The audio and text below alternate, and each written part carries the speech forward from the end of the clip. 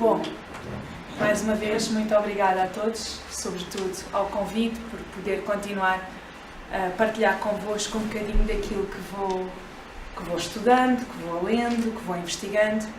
Fico muito feliz de sempre encontrar esta casa que me é muito cara, porque eu diria que se calhar 90% dos rostos são extremamente familiares, são mesmo familiares, no sentido de família. Este é o tema também deste mês, a família. E dentro da proposta, da temática, poderíamos dizer que iria abordar o tema Filhos do Coração, porque tenho dois que não nasceram da minha barriga, mas nasceram do meu coração. A verdade é que eu abordo este tema quase desde o início que faço palestras. E faço palestras desde os 18 anos, sendo que daqui a 2 meses eu faço 38, portanto já abordo este tema há muitos anos. A verdade é que esta temática me é cara, eu acho que mesmo antes de eu nascer. E há coisas que nós só conseguimos entender à medida que o tempo passa e a vida vai se decorrendo. Família, de facto, é uma temática muito complexa, mas é uma temática maravilhosamente complexa, porque é na família que todos nós trabalhamos as lições que em outras vidas ficaram penduradas, meio pelo caminho. E é na família que nós também encontramos as bengalas que nos suportam, os desafios que nos impulsionam. Ora, há famílias de todo o jeito e todo o feitio. São todas feitas à nossa medida. Isso podemos ter todos a certeza.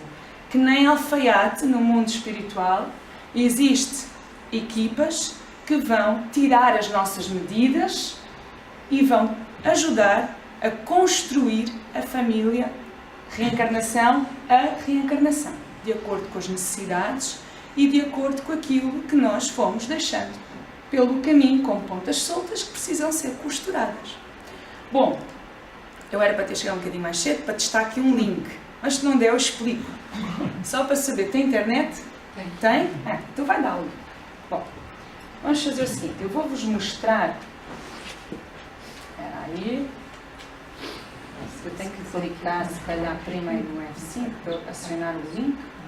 Será que vai ser? Vocês conhecem esta atriz daqui? Sim, quem vê mais telenovelas, né? Nem todos veem telenovelas, eu sei. Mas esta atriz, deste lado, uma atriz brasileira, trabalha na Globo há muitos anos. E ela contou um pouquinho da história dela, esta é a família dela, fora das telas, das telenovelas. Esta é a família dela. E ela contou um bocadinho da sua história num programa da Globo, na verdade no canal GNT, que eu tive o prazer de assistir e não consigo descarregar da internet porque não está no YouTube. A Globo é esperta, ela protege tudo. E então a única forma é mesmo através do link. E eu gostava de partilhar isso convosco. Deixa lá ver se ela vai seguir. Se não faço assim. Copio o link. Oi? Era essa aqui, a surpresa a seguir. Se não faço assim. Copio o link. Não, vou estar a pensar.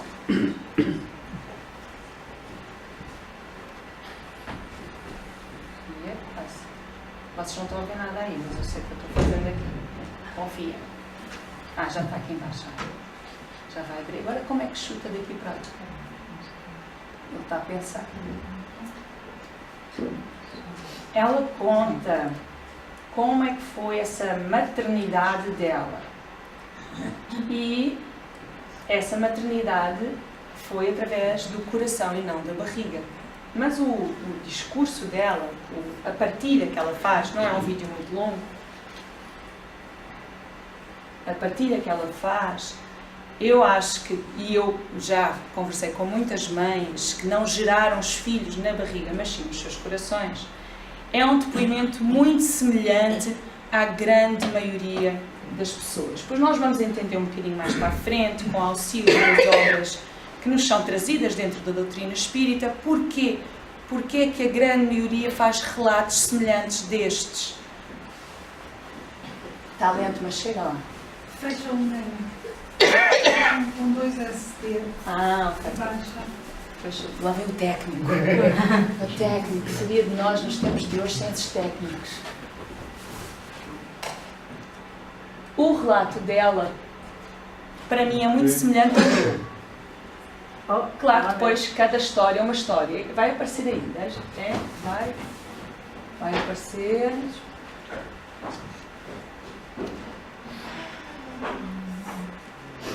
Vai aparecer. Eu disse que ia aparecer. Tem som? Fixe. Dá só um tempinho. E a partida acho que nem no play é preciso tocar, mas acho que ele é muito automático. E ela está a dar essa entrevista a uma outra atriz e apresentadora que é a Cissa Guimarães, também é muito conhecida, e aquilo foi assim um bocado emocionante entre as duas. Células para o seu corpo funcionar bem. 9 de 10 consumidores sentem. Ok, agora são 3 minutos de vídeo. A minha maternidade, eu sabia que não seria, eu intuía que não seria uma maternidade padrão. Desde sempre eu sabia que eu seria mãe adotiva. E eu transformava isso numa coisa boa. Eu tentava, com a minha fé, me fortalecer para o momento. Como é que foi isso? Sempre desde jovem? Sempre. E quando a gente viu que a gente não podia ter filhos biológicos, a gente procurou uma clínica, mas eu não quis fazer a fertilização. Eu quis partir para a adoção. E foi uma decisão que não foi uma decisão sofrida, penosa. Foi uma decisão, uma escolha alegre. Foi uma escolha feliz. Tanto é que quando a gente decidiu partir para a adoção, eu fiz questão de ligar para a família inteira e dizer, olha, vocês vão ter um sobrinho ou uma sobrinha. Ah, você está grávida? Eu estou, na alma.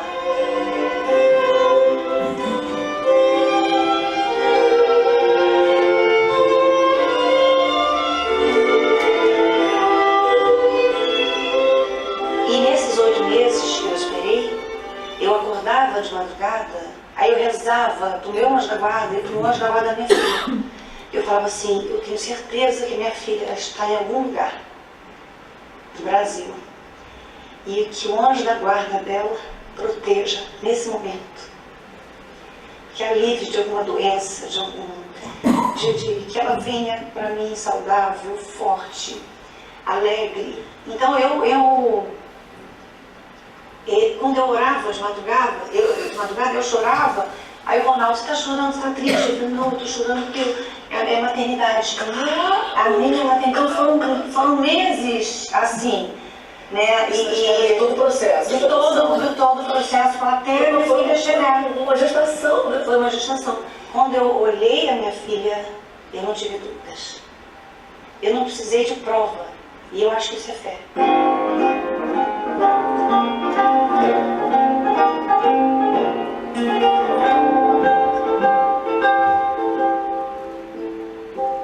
Eu lembro que eu me emocionei como eu nunca me emocionei na vida. O cabelo arrepiou de um jeito, a minha lágrima não caía, ela pulava e eu me arrepiei inteira. Eu parei ali naquele momento. E a minha filha veio me encontro, ela veio correndo, é essa emoção, né? Eu disse exatamente essa emoção. Um arrepio, uma emoção que me preencheu de uma forma. Não tem nada. Nada, eu nunca senti nada igual, nunca. E aí a Gabi veio, aquele cotoco, e eu olhei para o Ronaldo e falei, é a nossa filha. Encontramos a nossa filha.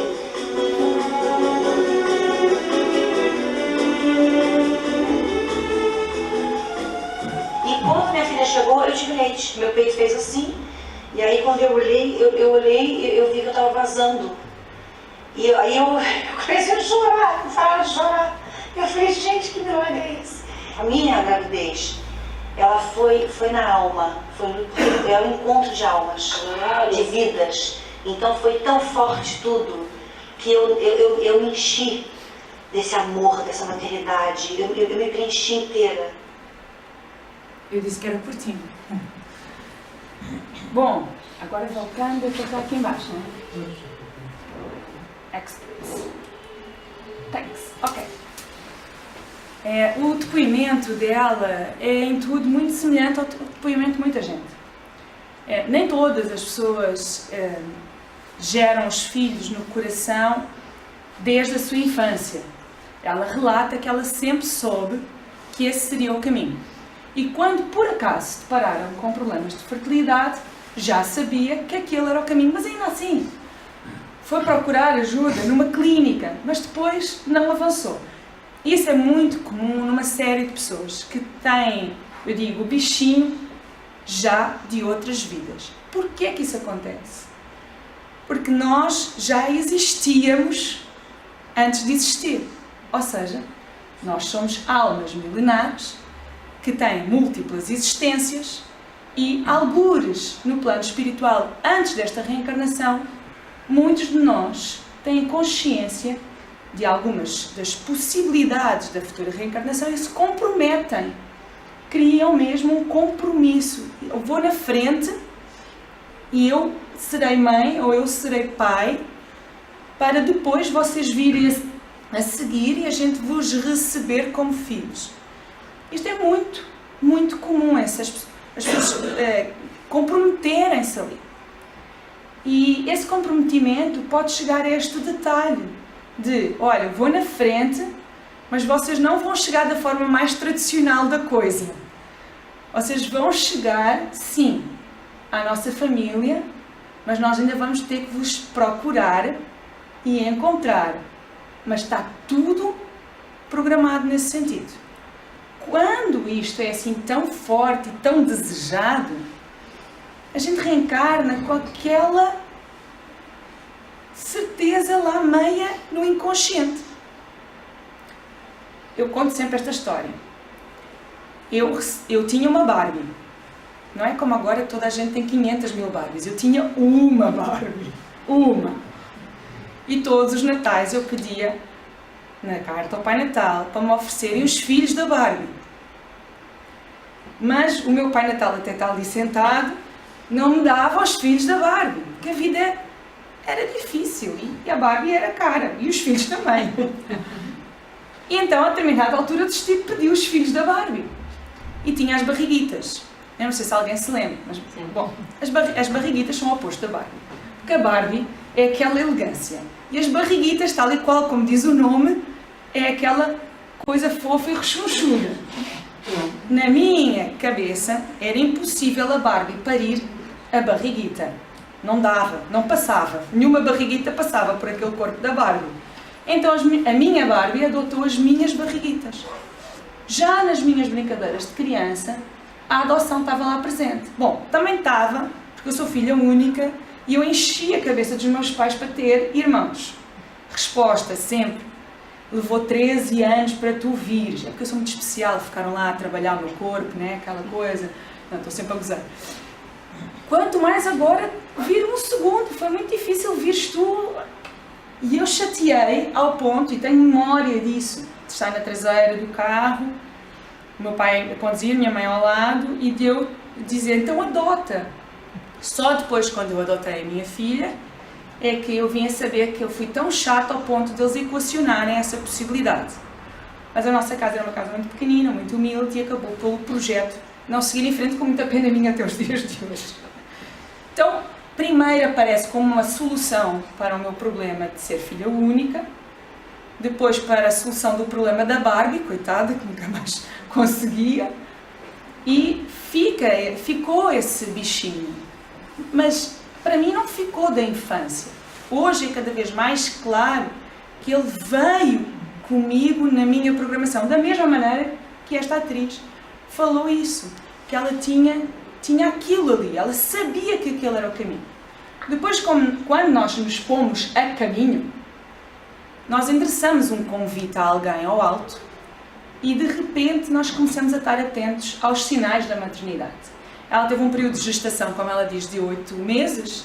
Eu tive de 9, da primeira, 9 meses menos 4 dias.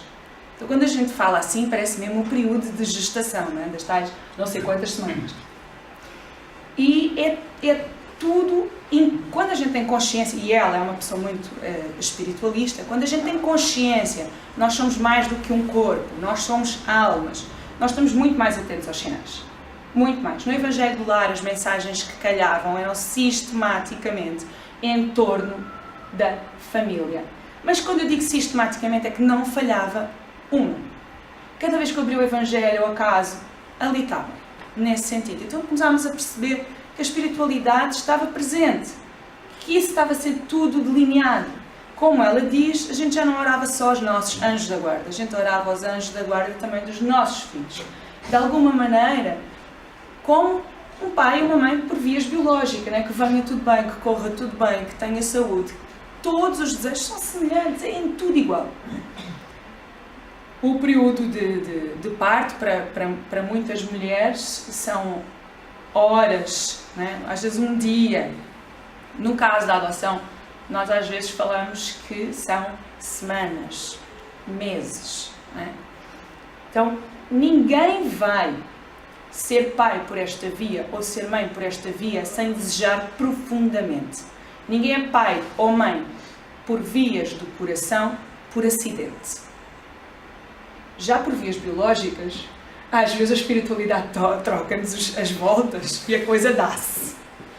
E aí depois tem, naturalmente, que se fazer uma escolha.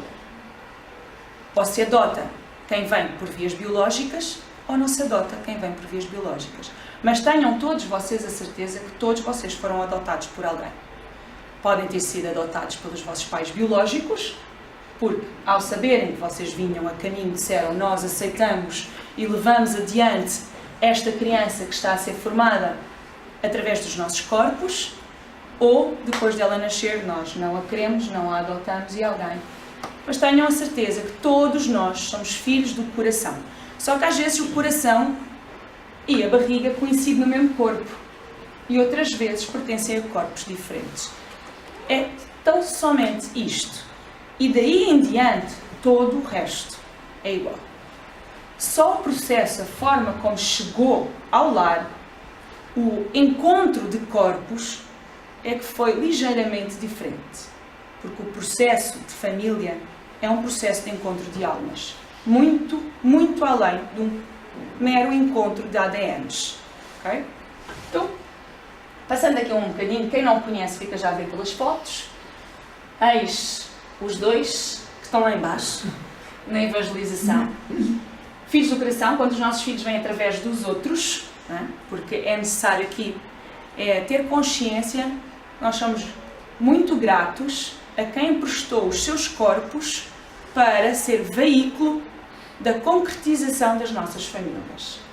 E isto tem que ser encarado desta forma.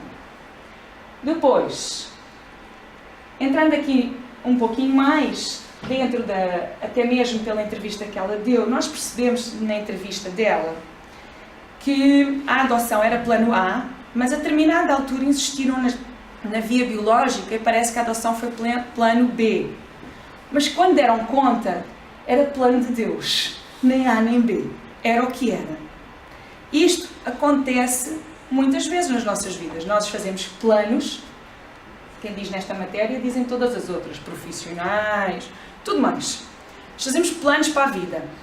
E às vezes nós somos tão meticulosos nesses planos que nós não damos margem de manobra para os planos que a vida tem para nós. Quando assim é, quando nós temos ideias tão fixas e nós queremos ser altamente controladores de tudo e tudo foge aos nossos planos, naturalmente entramos em período de sofrimento. Porque nós não demos margem de manobra para o bom que a vida tinha reservado para nós. Então há pessoas sim que sofrem muito quando recebem um diagnóstico de infertilidade ou de esterilidade. Há sim pessoas que entram num sofrimento tão doloroso que acabam por entrar numa ruptura consigo, numa ruptura do casal, numa ruptura com a família, que depois têm que procurar ajuda médica, em termos mesmo psicológicos, psiquiátricos, porque não aceitam os planos que a vida lhe tinha reservado. Não quer dizer para todas as pessoas que não conseguem, de alguma forma, pela via biológica, constituir família, que a outra opção seja sempre a via da adoção. Existem muitas outras opções. Nós podemos simplesmente dizer, ok, nesta existência não se constitui filhos nem desta forma nem da outra, e acabamos por eu diria, ter um conceito de família muito alargado, que vai para além de cuidar de menores, e às vezes damos por nós a cuidar de maiores,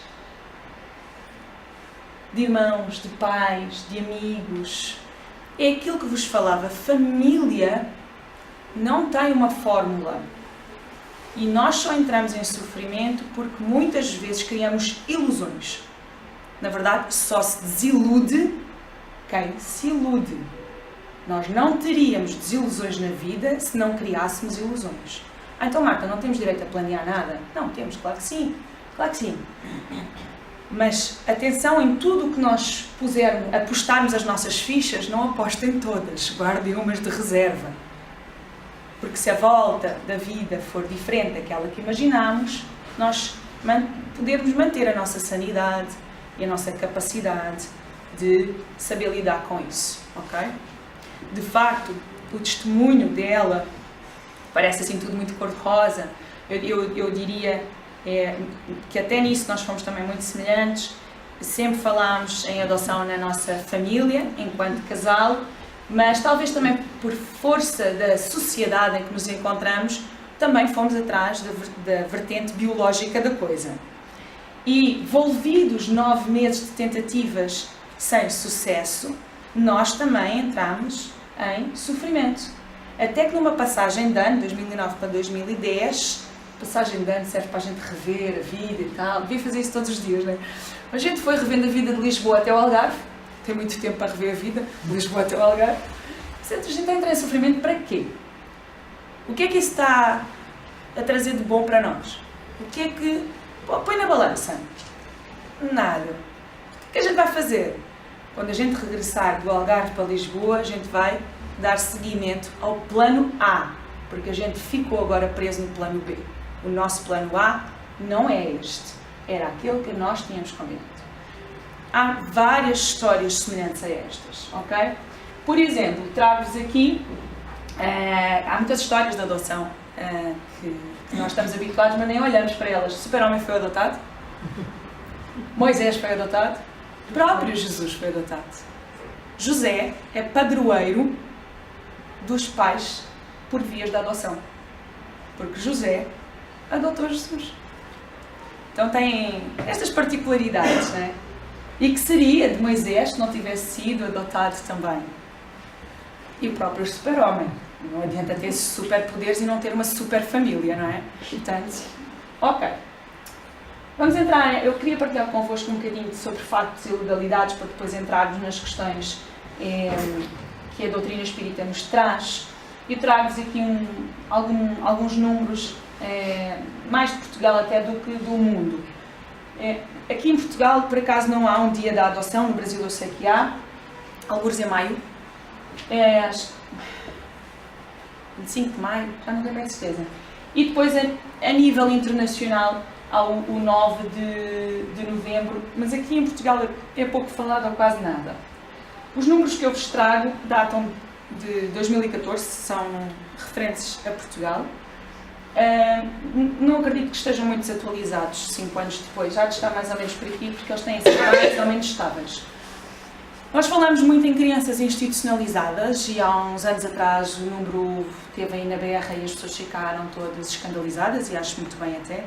Em Portugal são cerca de 12 mil crianças institucionalizadas, ou seja, 12 mil crianças que estão fora das suas famílias e estão em instituições, mas não são 12 mil crianças que estão com projetos de vida por lei para adoção.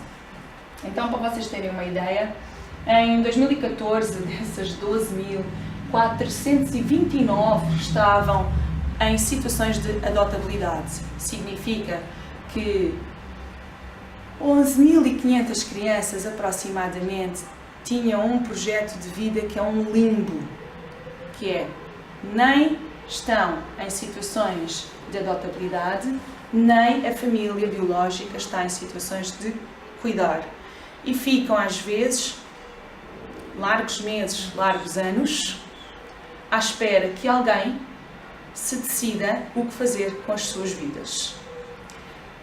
Se demorar muito, a probabilidade de ser adotada, e se o tribunal decidir que o projeto de vida passa pela adoção, a probabilidade de ser adotada cai drasticamente. Se tentarem recuperar as famílias biológicas dentro daquilo que foram as sinalizações para que a criança fosse retirada, às vezes também leva muito tempo. Porque as nossas famílias são feitas à medida, a doutrina espírita assim nos diz, mas nós não sabemos que raio são as nossas necessidades do passado para, às vezes, desde tenra idade, passarmos por situações tão difíceis como a privação de um amor incondicional de um pai, de uma mãe, de um avô, de uma avó, de um tio, de uma tia, de irmãos. Então, a realidade em Portugal não é a melhor, de facto, e voltas terão de ser dadas, porque já há largos anos que se discute isto e pouco ou nada se faz.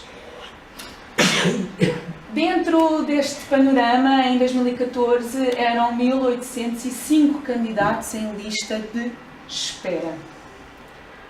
São muitos candidatos para tão poucas crianças. Daí que as pessoas dizem, mas tantos anos à espera. Sim, mas depois ainda vamos conseguir perceber um bocadinho melhor. Porque quando nós nos candidatamos à adoção, passamos por formações, fazem-nos entrevistas, testes psicotécnicos, como a minha filha dizia, mas mãe, porquê é que nem todos os pais têm que ter essa formação que vocês tiveram? Filha, se todos tivessem, se calhar o mundo era melhor. Mas pronto, não, por via biológica não precisam de fazer formação parental, testes psicotécnicos, não precisa de nada disso, mas se calhar resolvíamos aqui uns quantos problemas. Bom, a verdade é que nesse processo todo, os técnicos insistem e perguntam muitas vezes as idades que vocês têm mais ou menos em mente para adotar. A maioria das pessoas, reparem, fala dos 0, 1, 2, 3 e começa a diminuir a partir dos 4 anos. Ainda assim, fatia dos 4 a 6 ainda tem muitos candidatos, dos 7 aos 9, daquele universo de 1805 já só tínhamos 299 candidatos. E então, quando nós chegarmos às idades da adolescência, é uma coisa muito, muito residual. Sendo que nós também temos fratrias, que são irmãos, e que, à partida, não se deve separar irmãos, e, portanto, deverão ser adotados em conjunto. 368 candidatos para 208 casos de fratrias. Estes números deixam-nos preocupados, porque se nós olharmos, eu só vi dos candidatos, se nós olharmos para os números das crianças em situações de adotabilidade, para 1560 candidatos temos 41 crianças dentro daquele período, daquela janela de tempo. E aqui ainda gosto de partilhar uma outra situação. As pessoas às vezes prendem-se muito pelos bebés. Os bebés são uma caixinha de Pandora, seja por vias biológicas ou por vias de adoção. São sempre uma caixinha de Pandora. Durante a nossa formação, nós soubemos, numa das nossas ações de formação, que havia um caso de prematuridade severa. Tinha vindo ao mundo com 24 semanas, portanto é uma caixa de Pandora daquelas difíceis, e que eles já tinham percorrido a lista dos primeiros candidatos, dos tais 1560, e já estavam a ponto de, nós não vamos seguir a lista, nós vamos diretamente a quem nós sabemos que nos vai dizer sim. Porque, mesmo querendo bebés prematuros, a maioria das pessoas diz, eu não estou preparado para. Ninguém está preparado para. Ninguém está preparado para um prematuro. Seja por vias biológicas, seja por vias adotivas, seja por vias que for. Muitas pessoas olham para os pais que adotaram e acham que são super-heróis. Não somos. Somos tão de carne e osso e tão frágeis e tão super fortes em alguns momentos como todos os outros. E eu brinco e digo assim, coragem não é para adotar. Coragem é para criar filhos, seja de que maneira for. Porque todos nós demos trabalhos aos nossos pais e todos os filhos dão trabalho a todos os pais. Então, esse é ponto assente. Agora, nestas situações aqui, são crianças que quanto mais anos passarem numa instituição, mais marcas vão ficando. E é mais difícil de convencer aqueles coraçõezinhos de que nós estamos ali para o que der e vier. Tem uma amiga minha que está há 4 meses, fez ontem 4 meses em processo de adoção, fez ontem 4 meses para buscar a filha, e a menina tem 4 anos, e é um desafio e tanto, porque está mesmo a testá-la. está mesmo do estilo, ok, já todos falharam comigo, e agora? Vais-te aguentar, eu quero ver se tu vais aguentar. Então, faz-lhe 30 por uma linha. E ela está lá, firme e forte. Diz, podes fazer o que tu quiseres, que a mãe está aqui e não vai desistir. Pronto. E vai conquistando aquela menina, não é? Nem todos são assim. Eu diria, e sei de muitos casos, já em idade escolar, que há os casos que eu acho que, daquilo que eu conheço, que são mais, um processo mais fácil, são esses de idade escolar. Eles têm muita consciência da sua situação, eles têm muita consciência das suas necessidades afetivas e abraçam a família que estão a receber com um bocadinho mais de facilidade. Não quer dizer que não tenham lá os seus traumas, ok? Mas há histórias, há uma deputada na nossa Assembleia da República, Sandra Cunha, pelo Bloco de Esquerda, ela aparece muitas vezes na televisão, ela adotou a filha dela, ela tinha 7 ou 8 anos, e a Sandra relatava a uma determinada altura que sentia receio de adotar alguém mais crescido, mas assim que teve com a filha percebeu, não há volta a dar, esta é mesmo minha. E que houve desafios pelo meio, sim senhor, mas elas são mesmo unha com carne. É assim e houve uma empatia muito grande de início, ainda que os desafios estivessem lá, porque as marcas estavam lá. Bom, como é que é a tua família? Eu estou a falar para um público que se calhar eu conheço algumas histórias, não conheço as histórias todas, mas é bom que se diga, e eu gosto muito de frisar isso aqui, que Portugal pode ter muitos defeitos, mas a nível legislativo nós estamos muito à frente. E isto eu acho que é de vangloriar. Nós não podemos só criticar, nós também temos de ser as coisas boas. Em Portugal, legalmente, as famílias podem ser desta forma. Podem ter 2 mães, uma mãe e um pai, uma mãe, 2 pais, uma avó, um avô, um tio. O que interessa é o superior interesse da criança. O que interessa é que haja amor incondicional. Todo o resto não interessa. As pessoas às vezes ficam preocupadas com uma série de coisas que eu penso assim, meu Deus, isso é o cerne, isso é o mais importante. Há 2 pais, 2 mães, trazendo já aqui a polémica, que foi há relativamente pouco tempo. Tanta gente que é filho de um casal heterossexual e nem por isso a sua orientação sexual é hetero. Tanta gente que é filho de um casal homossexual e nem por isso a sua orientação é homossexual. E que fosse, qual o drama? Amor é amor. Ponto final. Seja entre casais, entre pais, entre irmãos, seja por quem for. E Portugal, acho que tem que se orgulhar muito de ter chegado a esse patamar, porque há N crianças que, se não se abrisse este leque de possibilidades, o número de crianças ainda à espera de famílias era maior. Abrindo o leque, houve mais possibilidades de crianças terem uma família. E isso é que é importante. Trago-vos agora da Folha Espírita um excerto de uma entrevista de um médico que eu tive o prazer de conhecer noutro centro, e não sei se algumas pessoas daqui também conheceram, o Dr. Marco Almeida dos Santos. Ele tem uma história familiar muito engraçada. Os pais tiveram filhos biológicos, por via biológica e por via adotiva. Ele teve filhos por via biológica e por via adotiva. Os irmãos, todos, quer bio, quer adotivos, todos tiveram filhos por vias biológicas e por vias adotivas. Aquela família é gigante. E eu diria que eles têm um compromisso na área familiar tão interessante que eles, inclusive, têm uma instituição que acolhe crianças. A realidade no Brasil é muito diferente daqui. Há crianças de rua. Aqui não quer dizer que elas não existam, mas é muito diferente. Crianças de rua e eles criaram a Acalanto. E a Acalanto recolhe crianças de rua, procura a família biológica, procura a reconciliação e a aproximação e, quando não é possível, trabalha com o governo brasileiro para encaminhar estas crianças para vias de adoção. E ele é médico, é homeopata e é espírita, tem um livro muito interessante, finíssimo, que foi-me oferecido pelo próprio e que acho que nunca foi editado, aquilo foi uma tiragem que fizeram para oferta. Se alguém quiser, eu depois empresto, que é o Evangelho da Adoção, em que ele fez um trabalho de ir procurar no Evangelho uma série de passagens que pudessem nos trazer alguma luz em termos doutrinários relativamente à adoção, e deu esta entrevista em 2006, A Visão Espírita da Maternidade, Paternidade Adotiva.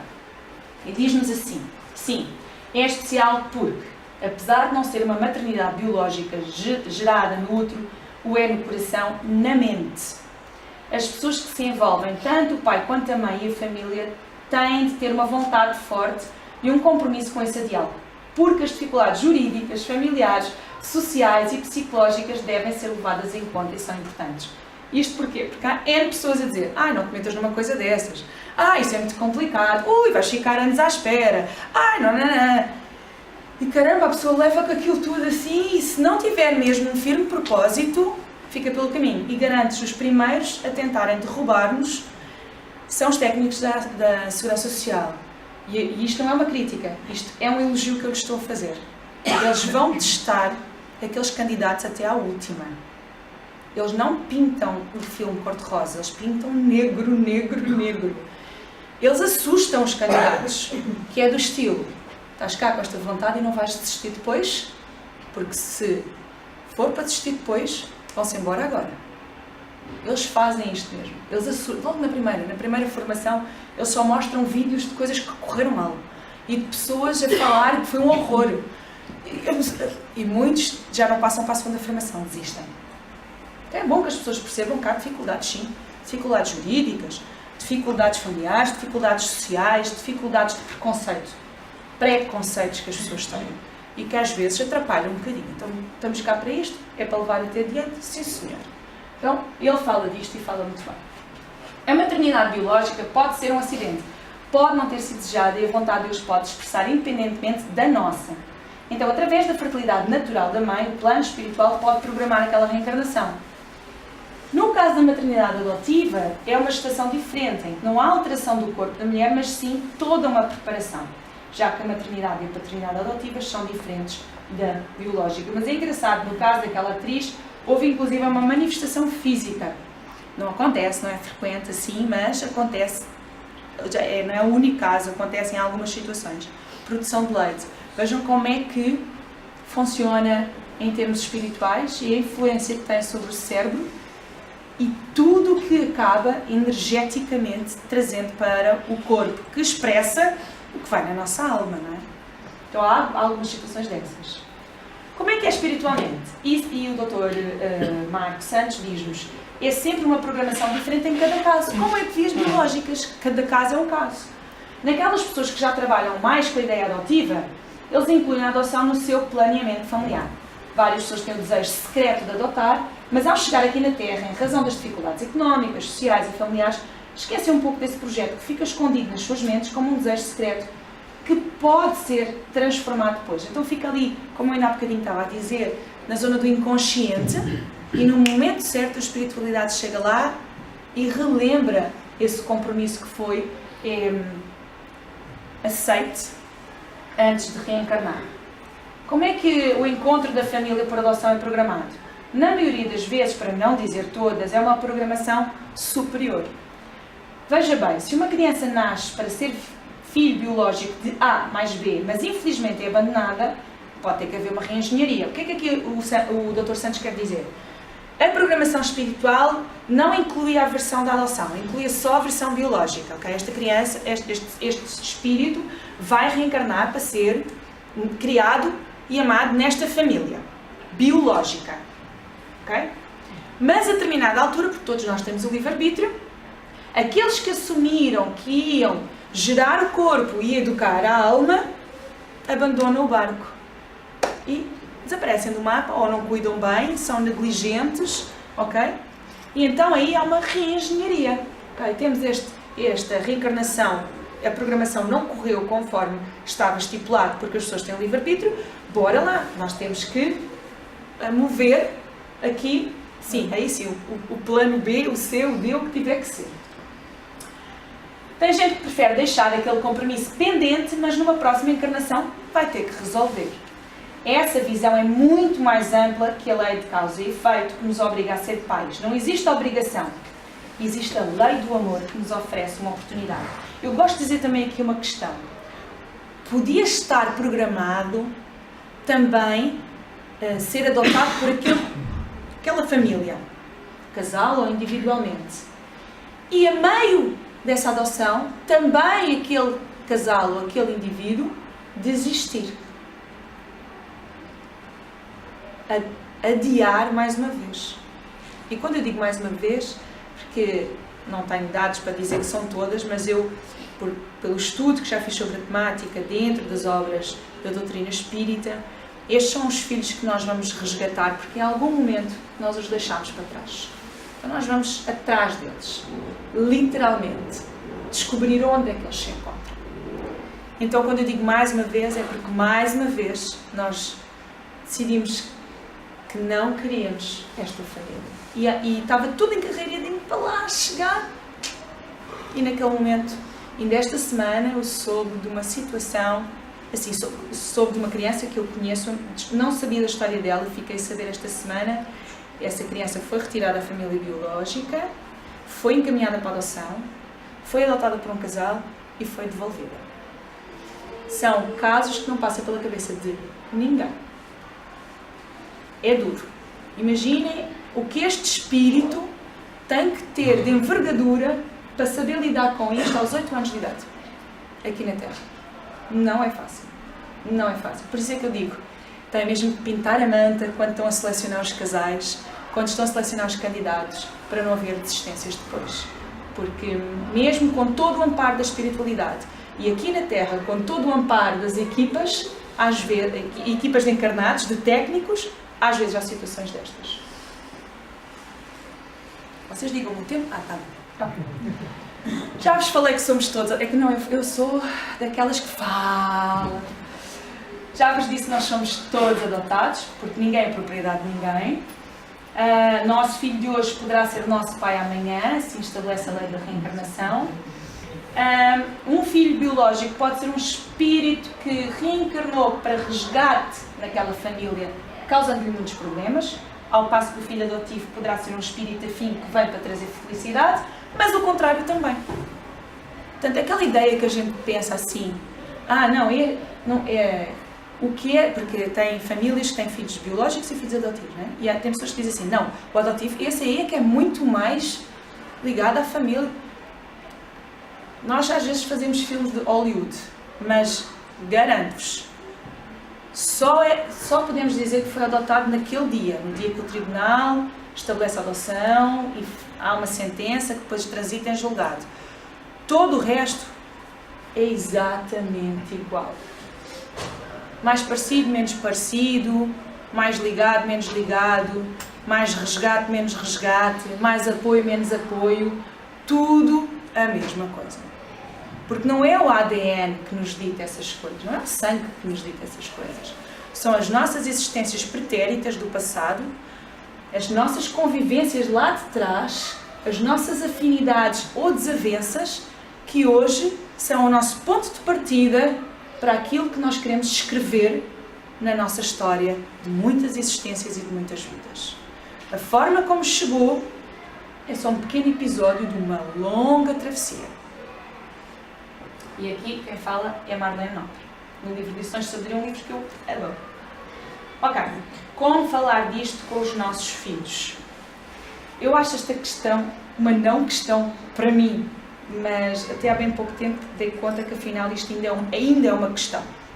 Há pessoas que ainda esperam por um dia especial para falar, olha, tu chegaste à nossa família, não foi pela barriga da mãe, foi pela barriga de outra pessoa. E há uma coisa que eu tenho presente, não por ser mãe através de vias adotivas, mas eu acho que por ser humana.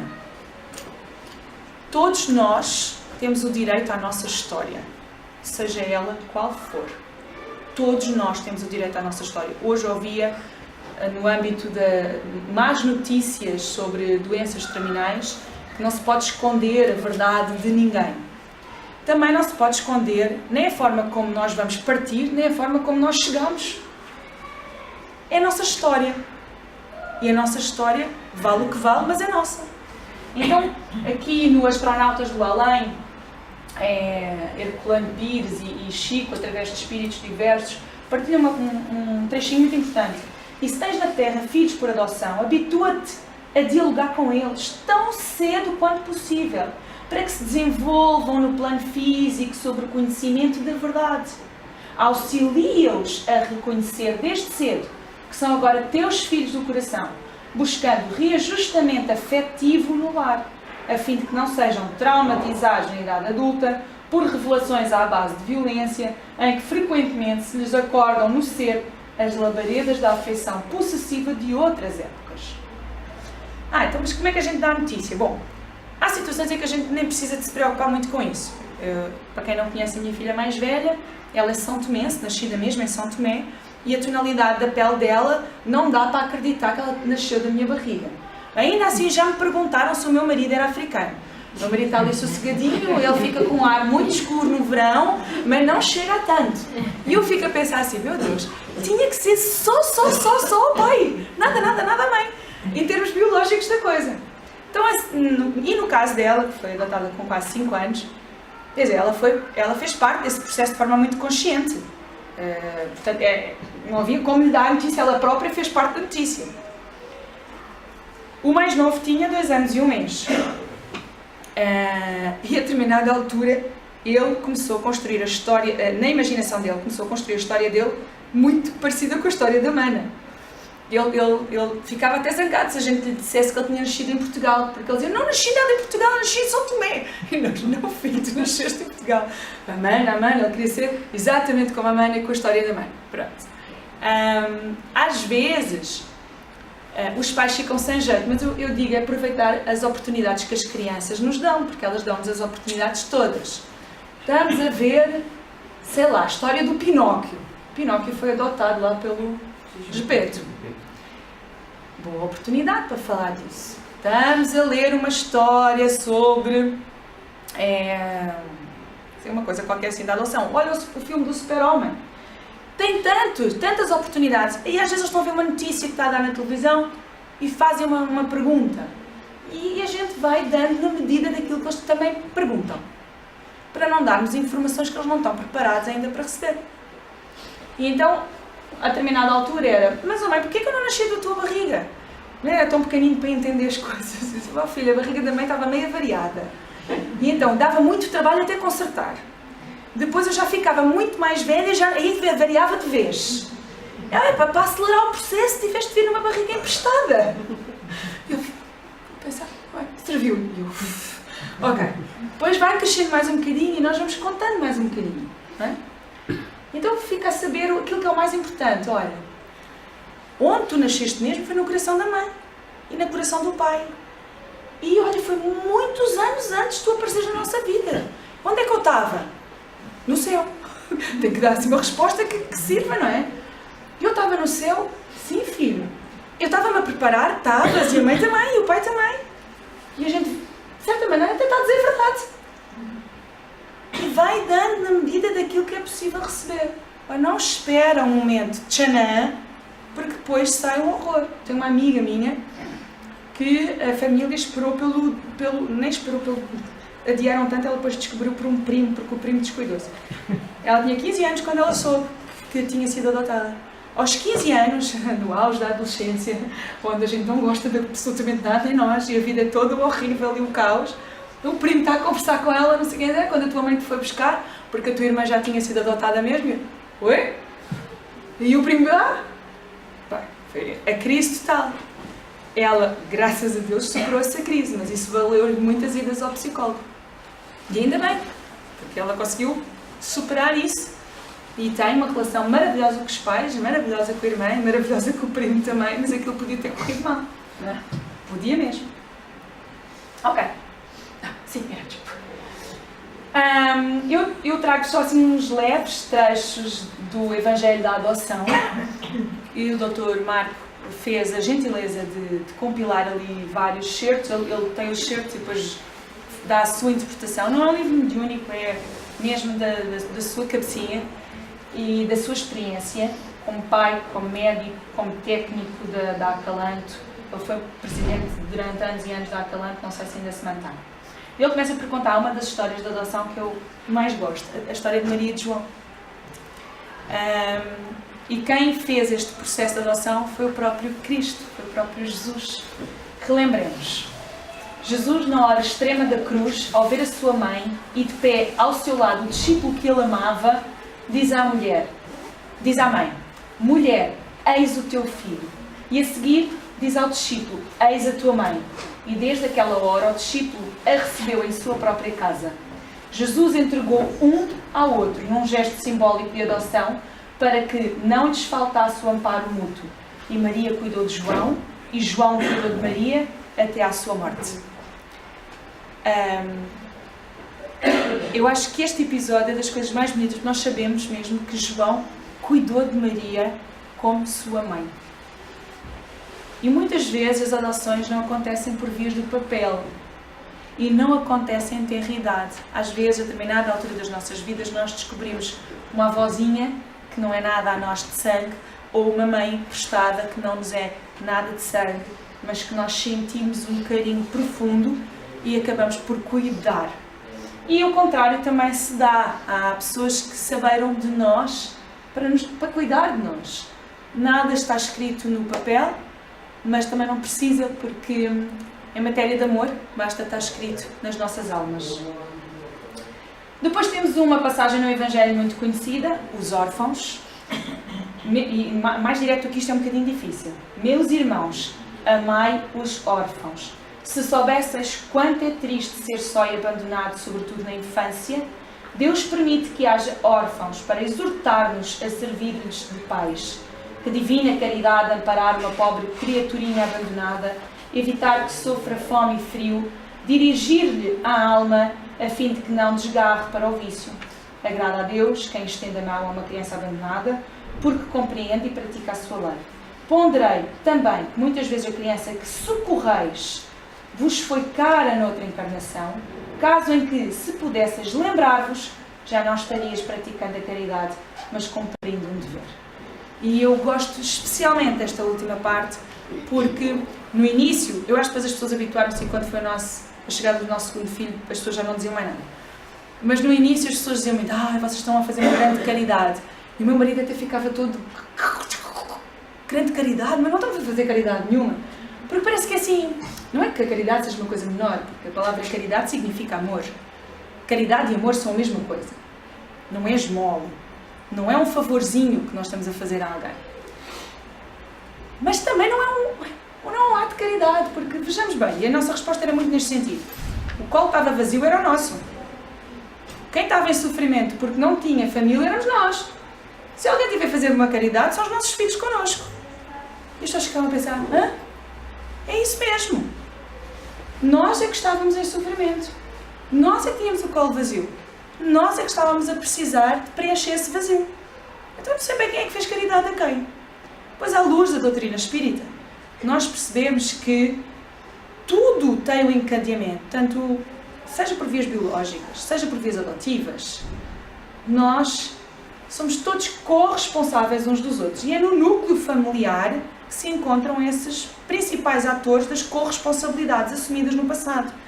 Então, se nós tivéssemos, e ainda bem que não, mas se nós tivéssemos lembranças de outras vidas, nós iríamos perceber que é um dever e não, de facto, uma caridade.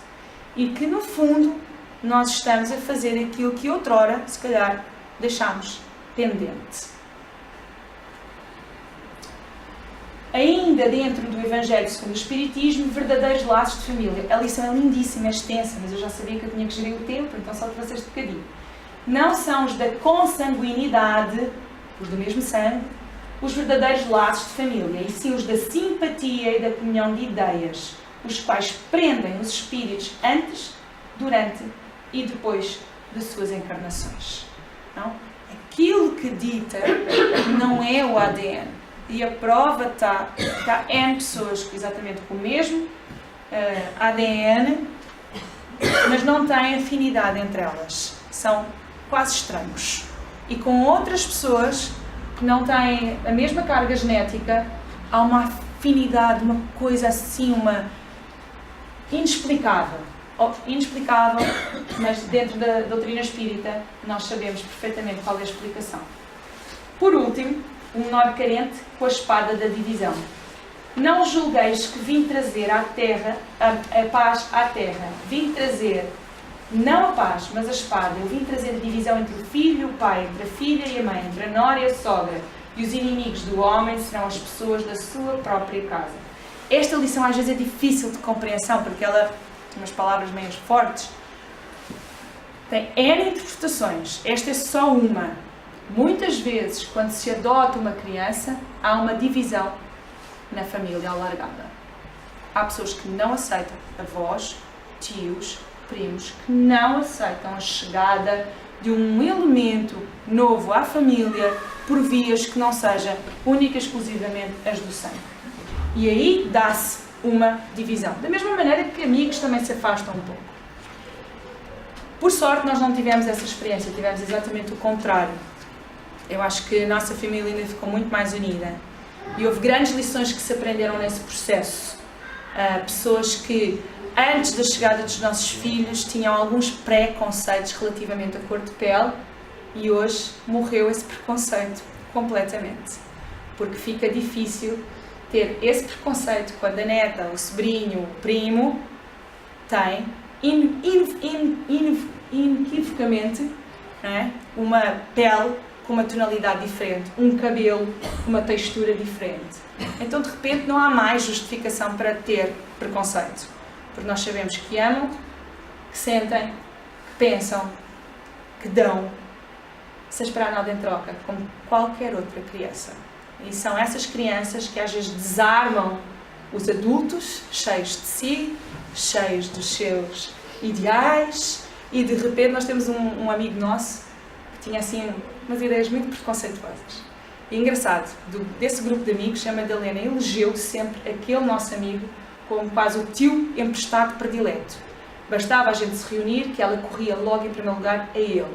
E nós ríamos todos do grupo e dizíamos assim: estás feito, esta miúda vai-te dar a volta. E ele ficava até meio desarmado. E até, na altura, eles estavam, agora são casados, marido e mulher. Até a namorada de então, ela dizia: bem, não sei se eu vou conseguir levar isto adiante porque ele tem estas ideias tão preconceituosas. E depois, a determinada altura, um amigo, que nós não estávamos por perto, um amigo deles que nós não conhecemos, fez um comentário racista. E ele saiu em defesa e disse: não, isso não é assim, porque eu tenho uma sobrinha, e não... sobrinha emprestada, atenção, tenho uma sobrinha e não é nada assim. E ela disse: ok, a partir de agora podes marcar a data do casamento porque já está resolvido. E ela disse: Madalena é que fez o nosso casamento. Bom, há N histórias. Filho pródigo, o nosso amanhã, deixai vir as minhas criancinhas, deixo-vos isto tudo para vocês investigarem. Vou terminar com uma mensagem que eu adoro, ok? E que está nesse livro do Dr. Marco. E quando nos perguntarem do outro lado da vida, que fizeste os filhos que confiei à tua guarda, responderemos com alegria: sim, Senhor, criei com carinhos os filhos biológicos que me mandaste, e amei também estas outras crianças, guiei-as pelos caminhos da vida, imitando seu exemplo de bom pastor que não abandona uma só das suas ovelhas. Nós te reconhecemos nu e te demos de vestir, de beber, de comer e de beber. Nós te referenciamos na figura do menor abandonado. Dei a eles a minha vida. E uma brisa suave, como a brisa do lago de Genezaré, um sussurro dirá a cada um segundo as suas obras. Deixo-vos com esta reflexão desta noite, para que, de alguma forma, nós possamos sempre atualizar um bocadinho as nossas ideias, se não tínhamos. Se tínhamos, relembrá-las, porque eu tenho a certeza que não vim trazer novidades à maioria dos aqui presentes, mas também sei que esta é uma temática que nem sempre é abordada à luz do Espiritismo, mas o Espiritismo não se imiscuiu nunca de abordá-la. E a verdade é que Kardec incluiu-a, ou melhor, os espíritos superiores incluíram através de Kardec nas obras básicas, e Chico deu continuidade a esse trabalho. Agora, nós, conscientes de tudo isto, teremos sempre que ter em mente, mais do que a forma como a família se constitui, o reencontro se dá, é o que é que nós fazemos desse dia em diante. Porque o resto, Sim, o resto é que conta. Aquele dia em que as coisas se dão é um ligeiro episódio no grande livro da vida por muitas reencarnações. Muito obrigada por emprestarem os vossos ouvidos e me ouvirem. E está.